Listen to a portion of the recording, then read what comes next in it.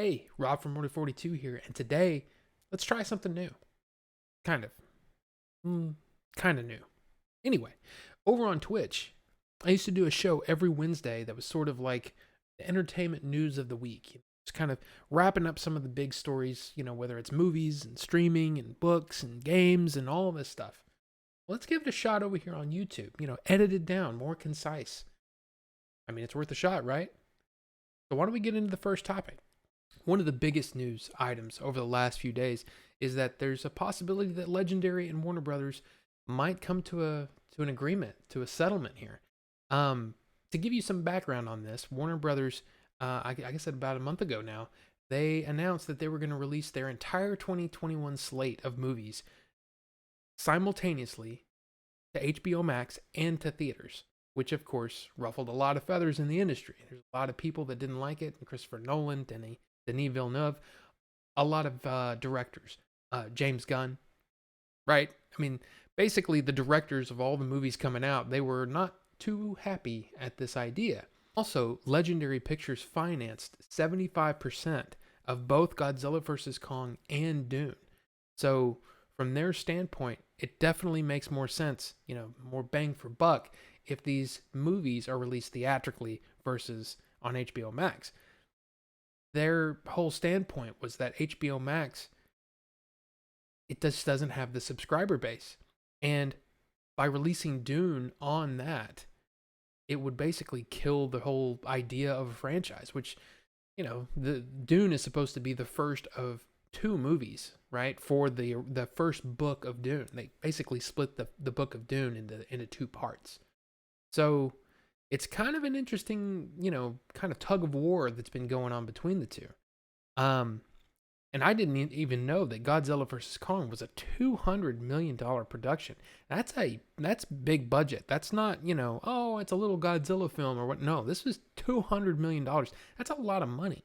One of the big things that happened between the two, before Warner Brothers announced this idea of releasing these movies simultaneously on HBO Max and theatrically, was that Netflix they offered $225 million to Legendary to release it there. And Warner Brothers said no. They blocked that. So there's a lot of interesting things here. One of the things that a lot of industry pundits have been saying is that they might make a deal for Godzilla vs. Kong just so they can get Dune into theaters. I mean, it's who knows? Who knows what's going to end up happening, because the pandemic is it's been running rampant, but there's also the idea of all of these vaccines that are coming out. So who knows whether or not theaters are going to be even open by October 1st, but of course that's what Legendary wants. So how are things doing theatrically? Well, Wonder Woman is still on top. For the third week in a row, it's the number one film in the United States with $3 million. Now, I don't know if you remember, but there were weeks where, $100, $200 million movies, So, I mean, you kind of have to say, well, in a pandemic, this is still doing pretty well. That brings the total for Wonder Woman so far, $32.6 million domestically and $131.4 million worldwide. Now, Tenet, when it was out, through its entire theatrical run, it made $57.9 million domestic and $363 million worldwide. That's just not a lot of money. And you might be asking yourself, why should we care? Why should we care how much money these billion-dollar companies are making? Well, movies are a return on investment. You put in the money in the hopes that you're going to make money off of it. And if they're not making money off of it, well, they're going to make fewer movies. And that's going to hurt all of us. It's going to be interesting to see how this plays out. I mean, will these vaccines continue to roll out? Will the theaters start opening? Regal even said recently that they were planning on reopening their theaters in the United States in March. Now, chalk this one up as just a surprise. Ben Affleck has been tapped to direct a movie for Disney. This movie is called Keeper of the Lost Cities, and it's I don't know. That's just interesting to me because there was this talk of Ben coming back to play Batman in the new Flashpoint movie coming soon.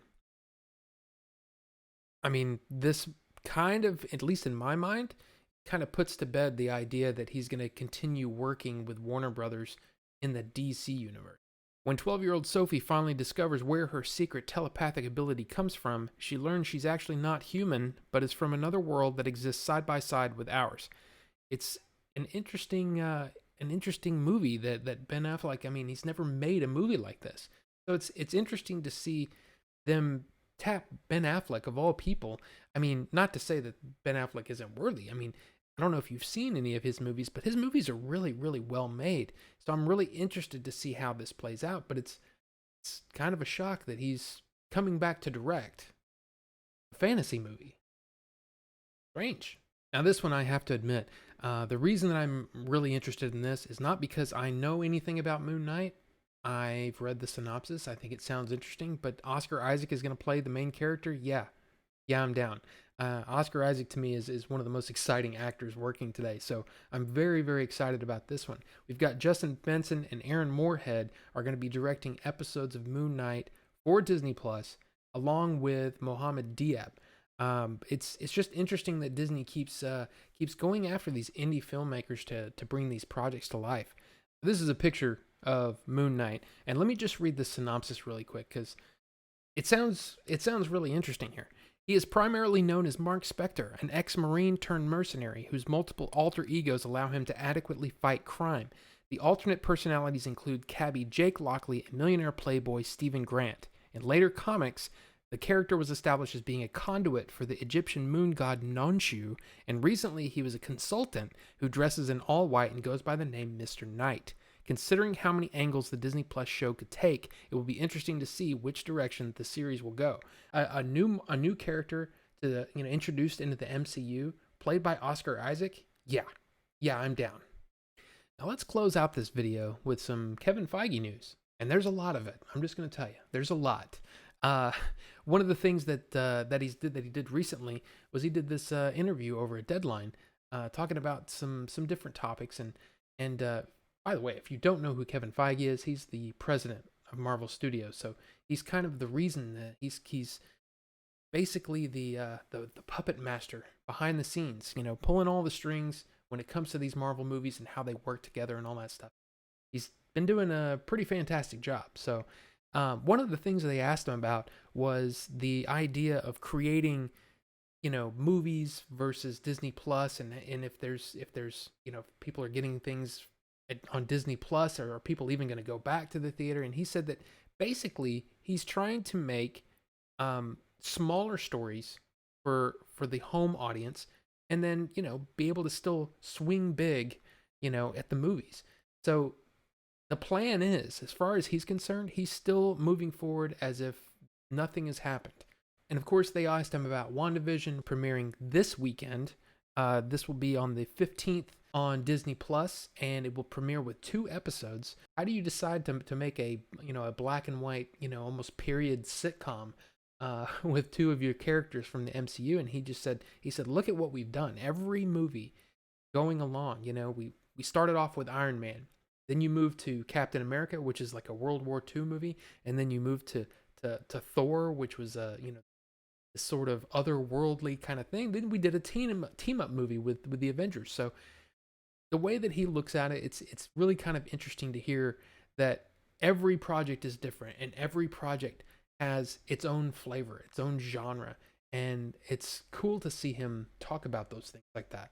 Of course, on the Disney Investor Day presentation, he basically announced that yes, Black Widow is going directly to theaters. It's not coming to Disney Plus as part of a premiere access, sort of like Mulan did.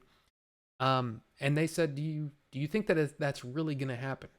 And he really dodged the question. And it was kind of interesting because he basically left it open that, the pandemic has changed so many different things that there's no telling what's going to happen week to week. So he just said that continues to be the plan as of right now. And one of the other big news items from the last few days is that, I totally forgot that Kevin Feige is going to be making a Star Wars movie, and now he's announced that Michael Waldron, the creator of the Loki series, is going to be writing the script.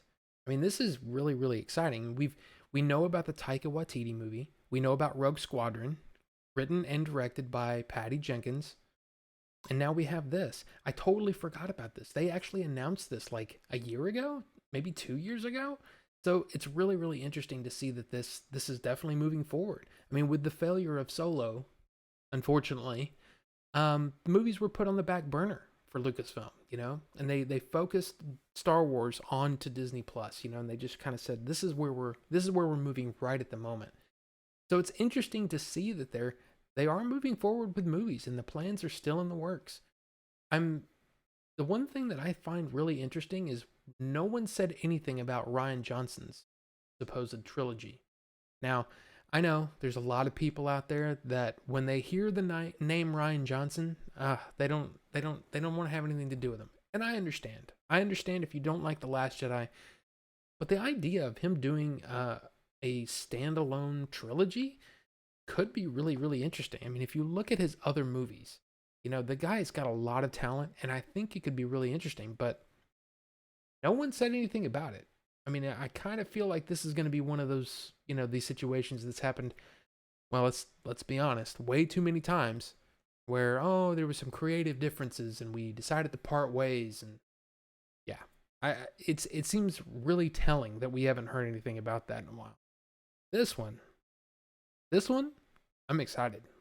And in our last bit of Kevin Feige related news, we got confirmation that yes, not only is Deadpool 3 being written right now, but it will be rated R and it will be part of the MCU, which is just, it's shocking to me.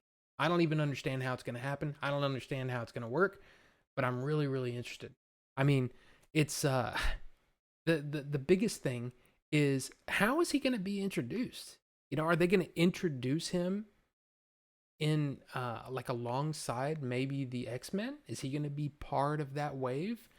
And then you would think that they would want to capitalize on his previous success, Deadpool 1 and 2, by releasing those on Disney Plus. As we know, Disney doesn't have a separate section for some of the more, let's say, adult-rated fare, like Logan and like those first Deadpool movies. So it's going to be interesting to see how this all plays out. But yeah, I mean, I'm really excited. Ryan Reynolds is definitely in the thick of it. It's going to be interesting. So I guess that wraps up the show for today. Yeah, I'm kind of curious how this one's going to go down, because I'm used to doing this kind of show on Twitch where I just sort of just shoot from the hip and see how things go. But yeah, I mean, I'm really kind of curious what you think. Do you have any comments on any of the news items that we talked about today?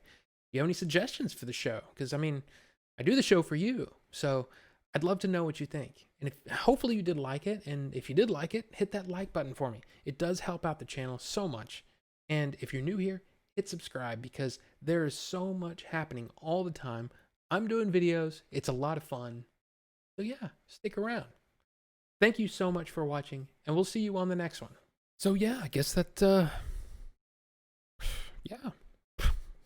Yeah.